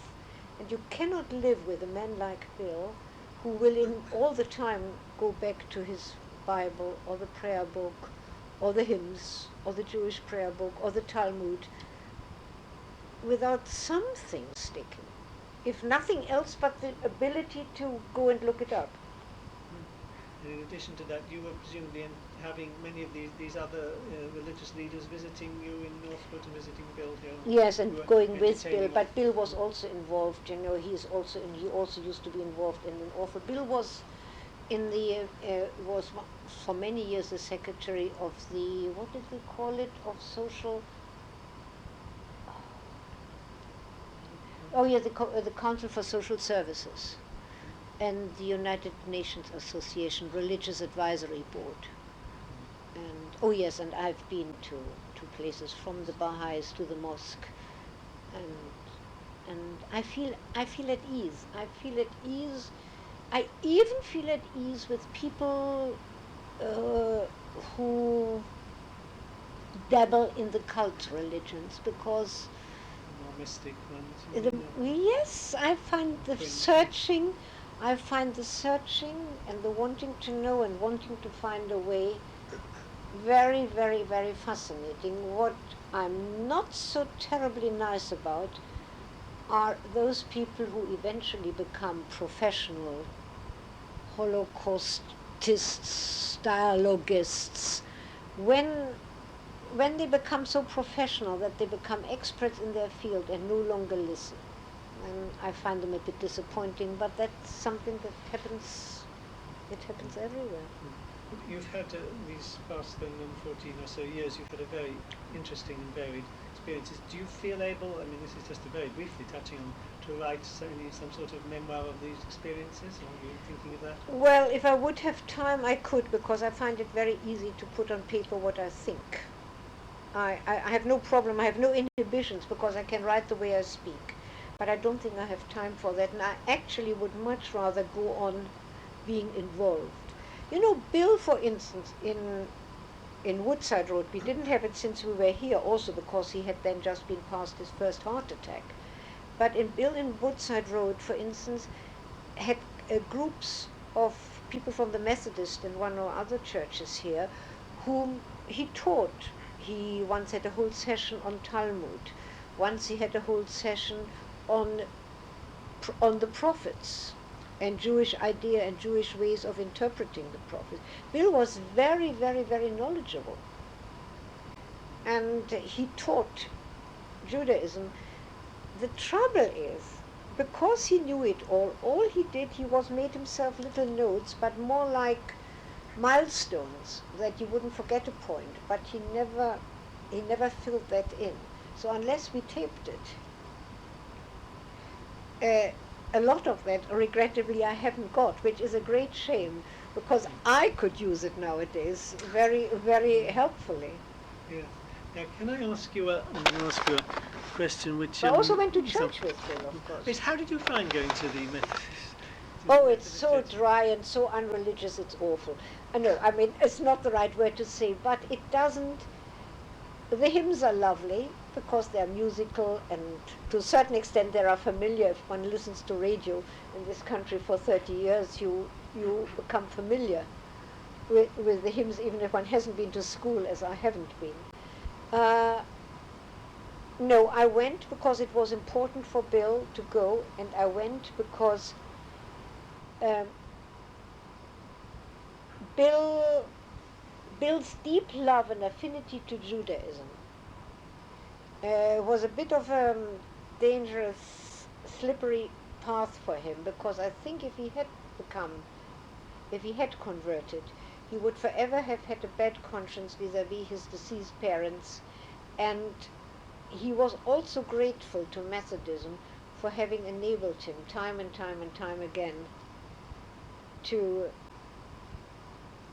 remain in this field and not to have to have a parish. Yes. And no, and he had a loyalty to that, and I felt very strongly. And he had a sentimental attachment. Bill had a sentimental attachment to certain aspects of Methodism, most of all to hymns. Bill used to say to me that Methodists get their religion from hymns. And he also felt that he had a vast task to perform, and he preached a lot, and he always preached with reference to the Hebrew Bible, to the interpretation, and to with an affirmation of a historical Jesus and a deep belief that there was a man in whom for a certain time perhaps certain attributes of God manifested themselves in a person, but not to the extent that he didn't believe that that could also manifest itself in some of the other prophets, you see. And he was also a scholar. Indeed. Vindicated. Can I ask you a personal question, which you don't have to answer, but you obviously formed a very deep relationship with Bill Simpson, but you didn't actually have you could have had a civil marriage, but we you didn't. chose... No. We could even have had any sort of. There were people like Hugo Gryn who would have been happy to help along the road with some blessing, but no, Bill only had a legal separation from his wife, and she wouldn't divorce him because she always said she wouldn't permit him to marry a Jewess. And the other thing was that, and the reason Bill resigned the ministry was because Winifred said that if he doesn't resign the ministry, she will never be able to go to church again.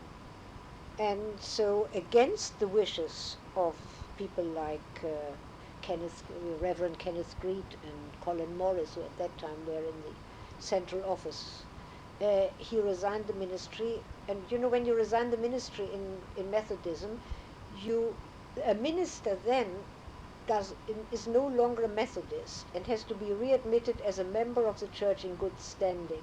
So literally, the day we walked out of his having resigned the ministry, he was supplied with a letter and he continued preaching. Bill also preached a lot in Catholic churches. Bill loved Catholic churches. And so we didn't get married, and I wouldn't have married him even if he had had a divorce, because my one and only income is my German compensation widow's pension, which I would forfeit. And I mean, I wouldn't have a penny now. I mean, Bill didn't have any money, so I mean, it wouldn't just not on. But I must say, and I think I can only say it time and time again, at that time Lord Coggan was Archbishop of Canterbury, and Bill wrote to everybody, from the Cardinal to Coggan, to all the people at the universities, to anybody who had ever had anything to do in a religious capacity, and the chief rabbi. And the warmth with which our relationship was accepted and acknowledged. By that time, people had met me for a few times, but they also trusted Bill. Bill was loved and trusted, and I think I saw that from the letters I had, condolence letters. I had an awful lot of letters, particularly from Christian clergy, telling me that they had seen how arid his private life had been, and how he had always searched for a true spirit with whom he could share the experiences. I mean, that's the way they express themselves. But I think Bill had full trust, and it was acknowledged that here was a case of quite an exceptional relationship. Indeed. So he always talked about me as my wife, and I always said my husband, except that being a fussy Yekete, a fussy German. I did not want to walk around with a name that isn't mine by marriage. I mean, you can change, I could have changed my name by deed poll or something, but I decided no, I'd stay Ruth Weyl. And so I used to say to people, yes, and meet my husband, Bill Simpson, and he used to say, this is my wife, Ruth Weyl. You know, it's amazing. When you are, when you're honest with the world and genuine, you have no problems. I mean, all right, there's maybe the one or other fuss spot, but Generally, no. we never had any problem. Good. And of course, we had everything at home, Hanukkah and Christmas tree and Advent candles and Friday night candles. Bill would have been very upset if I had ever skipped a blessing on Friday night. Let's go back then to the rest of your family. Your mother is still living My in mother Israel? lives in Israel. She lives in Tzahala, which, to identify the place, is the place where Dayan used to live, Moshe Dayan. It's a suburb of Tel Aviv, Yes. between Yes, Ramat yeah. Gan Herzliya. And, And she's 91 years old. And I've got a sister living not far from my mother, married, with two daughters, one of whom is physically severely handicapped but a lawyer. And I've got a brother who is a scientist, a pharmacologist, also in who Israel. lives in Rehovot but works in the institute, not in the Weizmann Institute, but in the institute in Nes Ziona. And his wife is a nurse, and they have 3 children. So that's nice. Your father died at My some time? father died 5 years ago. And I was very, very close to my father. My father was quite an extraordinary man. Wise, educated, sensitive, whose one love in life was teaching. And when he finally retired from the travails in Palestine and Israel, he volunteered to teach illiterate women and immigrants.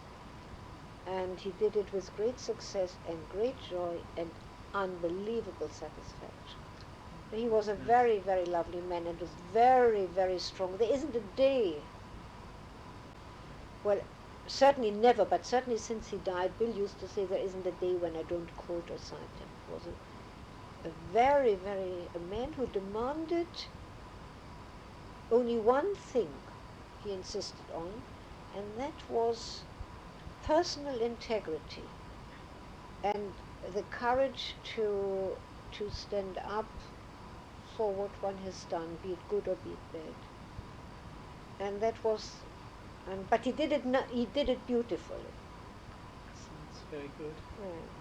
Did you? I suppose when you said, turning to the rest of your family, when you go back to Berlin, you still visit numerous members of family. Did you not? Not in Berlin. I meet from friends. Meet friends, right? Did you lose grandparents in the Holocaust or other? No, no. My father's father died, as I said, of shock and grief. My father's mother came to this country, lived in Oxford during the war, and eventually came to Palestine when it was to Palestine at the end of the war, and died there. My mother's parents had quite a saga through France and Portugal into America. And my grandfather died in America. My grandmother then first, my mother's mother then first came to Palestine on a visitor's visa, which actually the High Commissioner was prepared to extend, except she didn't get on so well with my mother and decided then to make her life in this country with her son, Franz Osmond, the pianist. And she died in this country. No, on my family, the only thing we lost was money and possessions. And irrevocably to a certain extent, because it's all in East Germany and Poland nowadays. But Richard Weyl, he lost more. He lost, except for two sisters, which survived. He lost his parents. Numberless members of his family, and he could never come to terms with it. Mainly, I think, because he wasn't there. You see, it's when you mix a lot with the survivors. We only call survivors the people who came out of concentration camp. alive, or with some of their faculties intact, never mind how broken they may be inside, but we never make, or very rarely, and only beginning now to make allowance for those survivors who probably tell themselves all day long, there but for the grace of God. And how you digest that and how you cope with that depends on character, sensibility, temperament, faith. Well, that's just about 2 hours plus I what think you've we had had in enough. the No. education conferences. Though on a very varied and rich life, that covers what Yeah, you. it sounds so exciting when I talk about it. I don't notice how exciting it is because because I just live from day to day. I'm very much a happy-go-lucky. Right. I should just put the final usual copyright Yes, question that yes, yes. you're You content that everything on this should be of course, is the copyright Yes. of the Oral History Project, and you're Yes, content that it should be definitely. available Oh, to yes, definitely. researchers. No problem. No Yes. problem. Thank you very much.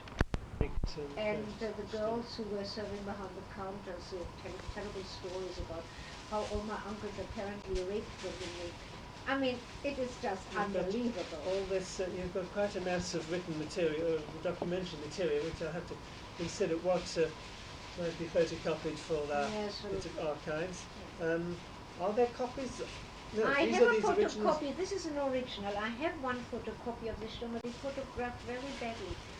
And they are actually in all sorts of course of German archives, because Yeah, it's the this is- Institute for the History of Our Times, and So this is in other archives. oh yes, it's an archive. You've got that. You've got the whole book which your father Yes, wrote. in fact, I discovered that I've got two copies. Copy of these to the title page. Is there a picture of him? Yes, on the back. Yes. Could I borrow Yes, that you can to borrow copy? that. If I You copy the can dust borrow jacket that. and the type and the contents list, I think at least that would Yes. be of interest. As this hasn't been translated into English, but you, I mean, Yeah. I'm quite used to making sort of off-the-cuff translations. As I said, there is also, it constantly crops up. This is a book, Yes. as I said, this is a simply, oh, and there is something fascinating. That is really something nice, if you have a minute. When I left, come and sit for a moment, because it's so fascinating. My grandfather wrote the story of his father. Father Valentin Grünfeld was my great-grandfather, and his work, right? Yes. And you see here, I've got lovely bits of paper. They are lovely. The Entudo, the de-Judaization of the firm Grünfeld, Reichswirtschaft Ministry or something. These are historical material. my father's father was a signatory, Hanisch Grünfeld, on the banknote after the inflation in Germany. Right? And my father gave me this, the work of the great-grandfather, described by the grandfather, presented by the father, Dr. Fritz von Grünfeld, co-owner of the firm, blah, blah, blah, for Ruth Grünfeld, with fatherly wishes, good wishes, on her way into the country of our forefathers and our grandchildren, September 1930. Describe that then, please. Yes, that's when he gave me that to take a look at. So I left in September. Managed to. And these are some things which, this used to be the paper heading which showed the Are these copied into the Vienna library or anywhere? Yes, else? I'm sure they got it. I mean, people actually have been got it. Yeah. That's a family tree of my father's, my Grünfeld. father's Grünfeld, yes. They go back, that goes back to 1773, in Posen. This is a rather condensed. This is a reduced Yes. size copy of an. Yes, the original is in, I think my daughter, I think we've got an original one. I think I've got an original one of that. And then my father later on in Israel continued it by him, just so that I would know who's what. But I haven't completed these because by now, as I said, we are 93. And one of these days I have to say, Up to date. well, this is absolutely So this whole book is about the history of the founder of this family firm. That was my great-grandfather. That was his wife, Joanna, and then you can see it's been traveling. The book has traveled far with me. I'm the only one in the family who still got them. It's because I've always had, to a certain extent, a sense of history. And it's fascinating because it tells exactly how they worked. You see here, I've got a photocopy of the Schlomo. I can copy that, and recopy that. Right, to let you. And there's a picture of my parents inside as well. So that's very interesting. Right, I'll recopy And something. a friend of ours, my parents, has been to this place in Poland, which used to be Landeshut, and in June 79 he traveled and he photographed the place. This little town, Silesia, where the factory is, and you know, it looks exactly like it used to look in mine. That used to be the station where the coaches stopped. I mean, and this is the factory on one side. See, that's the factory, part of the factory floor. Now I'll show you something. You can see how big it was actually. You know, there's only one front, one side, and they now call it Intermuda. So otherwise, these pillars stand as the way the factory building was built by my grandfather. And it was a huge complex, of course, with a lot of inner. I mean, this was the outside, the inner court. And you know, can you see it's done in the Jugendstil? Absolutely amazing. And now I'll show you. After Hitler, and despite everything, in the pillars there is still FVG, Fall Valentin. It's unbelievable, isn't it? And that is in communist Poland nowadays.